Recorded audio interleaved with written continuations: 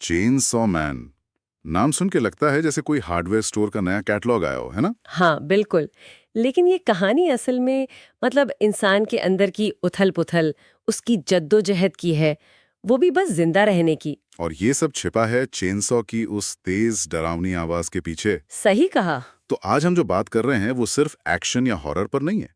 ये दर्द, सपने और जो इंसानी जज्बात है ना, हाँ, जो इस एनिमे में बहुत गहराई से बुने गए हैं, उनको समझने की कोशिश है। और कहानी का दिल है डेंजी, एक लड़का जिसकी जिंदगी में गरीबी और अकेलापन छाड़ा कुछ खास है नहीं। हम्म। और उसका सपना मतलब इतना मामूली कि सुनने वाले को भी अजीब लगे। बस बस एक नॉर्मल जिंदगी। हाँ, रोटी, कपड़ा, थोड़ा सा अपनापन शायद। बिल्कुल। उसे कोई लग्जरी नहीं चाहिए, बस किसी दोस्त के साथ बैठ के ब्रेड पे जैम लगा के खाना। हाँ, ये सादगी ही तो है जो छू जाती है। और यही सादगी कहानी को इतना रियल बनाती है ना। हाँ फिर आता है पोचीता का सैक्रिफाइस। हाँ हाँ, पोचीता वो सिर्फ एक पेट और मास्टर का रिश्ता नहीं है। वो दोस्ती, वफादारी, प्यार और त्याग का एक बहुत पावरफुल सिंबल है। वो सचमुच अपना दिल दे देता है डेंजी को, एक नई जिंदगी, एक नया वजूद।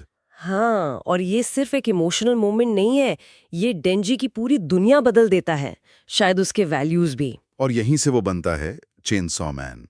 और कहानी फिर सिर्फ डेविल हंटिंग की नहीं रहती। नहीं, बिल्कुल नहीं। ये एक सफर बन जाता है, अपनी पहचान ढूंढने का, मुश्किल हालात में फैसले लेने का, और शायद ये समझने का कि इंसान होने का मतलब क्या है। और उसे ये दुनिया खींच लाती है डेविल हंटिंग की, एक एक भयानक दुनिया। जहां इंसानों के डर ही डेविल्स को शक्ल देते हैं। मतलब कॉन्सेप्ट ही कितना डार्क है। हाँ, और इस दुनिया की कॉम्प्लेक्सिटी को और बढ़ाता है मकीमा का किरदार। मकीमा, हाँ। वो बाहर से शांत दिखती है, मिस्टीरियस, पर उसकी खूबी है दूसरों की जरूरतें समझना और फिर उसी को हथियार बनाना। उनको कंट्रोल करने के लिए। एग्जैक्टली वो पावर और कंट्रोल की एक डार्क फिलॉसफी दिखाती है, जहां दूसरों की जरूरतें पूरी करने का वादा ही गुलामी का रास्ता बन जाता है। ये काफी सोचने वाली बात है।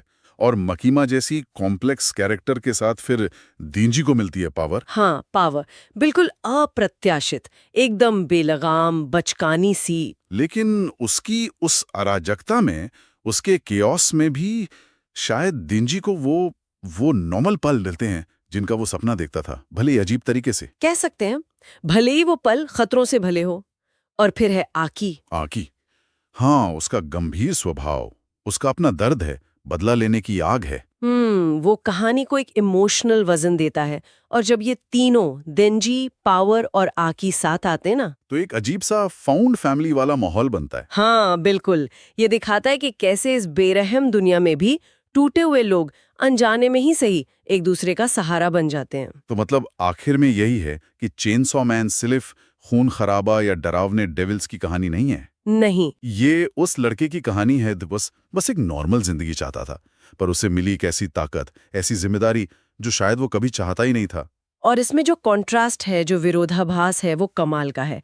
एक्शन तो है ही जबरदस्त, और मापा का एनिमेशन वो तो बस। हाँ, विजुअली कमाल है। वो सिर्फ सीन नहीं दिखा रहे, वो एक विजुअल पोएट्री रच रहे हैं।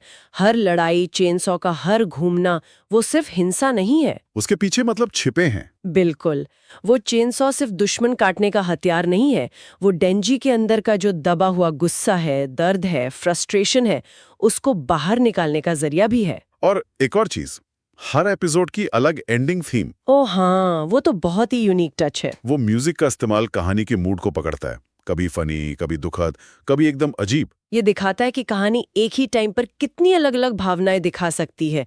कॉमेडी, ट्रेजेडी, पागलपन, सब कुछ। और शायद सबसे बड़ी आयरनी, सबसे बड़ी विडंबना तो देंजी खुद है। कैसे? चेनसॉ मैन बनने के बाद जो उसे ताकत मिलती है, वो उसे बाहर से तो मजबूत दिखाती है, हाँ, पर अंदर से वो उतना ही खाली, इमोशनली उतना ही कमजोर महसूस करता है। वो ताकत उसे वो सुकून नहीं दे पाती जिसकी उसे असल में तलाश थी। सही बात है। वो सादा जीवन, वो अपनापन, वो ताकत से नहीं मिलता। ये सब देखकर एक ख्याल आता है कि शायद हम सब अपनी जिंदगी में किसी न किसी तरह से अपना चेनसॉ चला रहे होते हैं।